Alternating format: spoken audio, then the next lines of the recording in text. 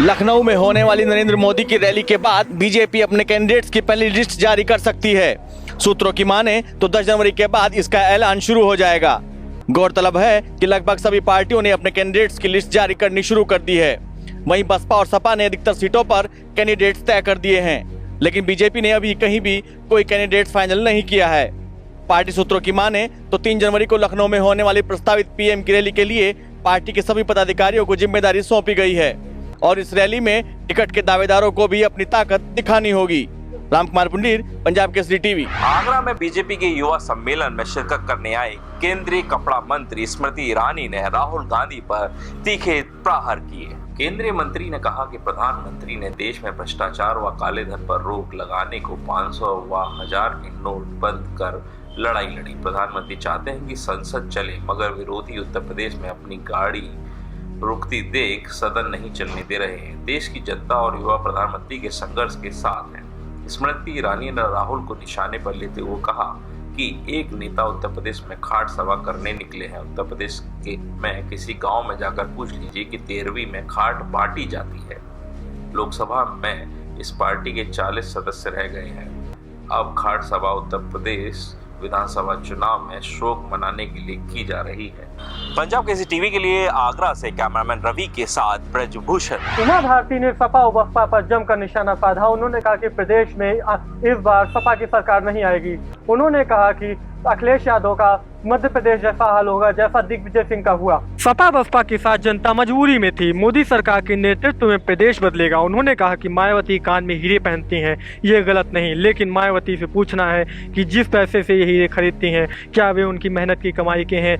PM Banaras में textiles industry लगवाना चाहते थे, लेकिन उन्हें यहाँ जमीन ही नहीं मिल पाई, तो ऐसे में मैं भी कुछ नहीं कर सकी। उन्होंने कहा कि मुलायम सिंह पहले ही कम बोल पाते थे, नोटबंदी के बाद अब और फुसफुसाने लगे हैं। नोटबंदी के दो मुंह सामने आए हैं, एक विदेश में था और एक देश में। पहले जो नेता सूखी रोटी खाते थे अब एसी में कैसे रहने लगे। इससे साबित होता था कि एक काला नाग विदेश में था और एक ब्लैक मनी के रूप में भारत में था। उमा भारती रविवार को झांसी में एक युवा सम्मेलन को संबोधित करने पहुंची थी। अभिषेक सोन, पंजाब केसरी टीवी। गोरखपुर से दिल्ली जाने वाले यात्रियों के लिए एक अच्छी खबर है। देश की पहली हमसफर ट्रेन जो गोरखपुर से चलने वाली है।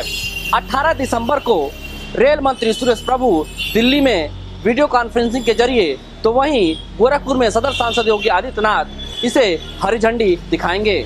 ट्रेन चलने से पहले ही यहाँ अटकलों का बाजार गर्म हो गया था कि ये ट्रेन गोरखपुर से नहीं चलेगी। अब रेल मंत्रालय ने ये क्लियर कर दिया है कि ये ट्रेन गोरखपुर से ही चलाई जाएगी। आपको बता दें कि बोगियों को आकर्षक बनाने के लिए महाराजा एक्सप्रेस के कोच की तरह सुविधाजनक सीटें लगाई गई हैं। कोचों के भीतर और बाहरी सजावट को नए कलर स्कीम के साथ पेंट किया गया है। इस ट्रेन में हाईटेक सुविधाएं हैं। सभी कोच एसी हैं। कोच में जीपीएस आधारित पैसेंजर इंफॉर्मेशन डिस्प्ले सिस्टम लगा हुआ है। पैसेंजर अनाउंसमेंट सिस्टम के तहत यात्रियों को उनके स्टेशन के बारे में जानकारी मिलती रहेगी।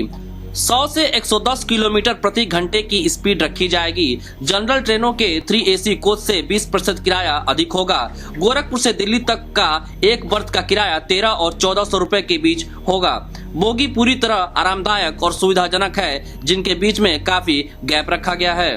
बता दें कि पैसेंजर्स अब गोरखपुर से आनंद विहार की दूरी महज 11 घंटे में तय कर लेंगे। रेल मंत्री सुरेश प्रभाकर प्रभु खुद इसकी मॉनिटरिंग कर रहे हैं। रेल मंत्री की हरी झंडी के बाद अति आधुनिक कोच की आंतरिक सज्जा रेल कोच फैक्ट्री बरेली में की गई। कैमरा पर्सन अरविंद के साथ पंजाब केसरी टीवी के लिए गोरखपुर से रुद्र प्रताप सिंह। मिशन 2017 की तैयारियों में जुटी समाजवादी पार्टी में एक बार फिर से बड़ा उलटफेर हुआ है। विधानसभा चुनाव 2017 के लिए पूर्व में घोषित किए गए अपने 7 उम्मीदवारों के नाम समाजवादी पार्टी ने बदल दिए हैं। बदले गए प्रत्याशियों की जगह नए प्रत्याशियों की घोषणा भी कर दी गई है। समाजवादी पार्टी के प्रदेश अध्यक्ष शिवपाल यादव ने उम्मीदवारों पर मुहर भी लगा दी है। इससे पहले शिवपाल यादव ने चेतावनी दी थी कि जो भी कैंडिडेट कमजोर होंगे उन्हें पार्टी कभी भी बदल सकती है। अपने कहे के मुताबिक उन्होंने ठीक वैसा ही किया और पुराने कैंडिडेटों को बदल दिया। सबसे खास बात यह रही कि जो भी कैंडिडेट बदले गए हैं उनमें से ज्यादातर शिवपाल यादव के करीबी हैं। कुछ तो 3 दिन पहले घोषित किए गए उम्मीदवार भी उसमें शामिल हैं। कैमरामैन राहुल के साथ सुनंदन साहू, पंजाब केसरी टीवी।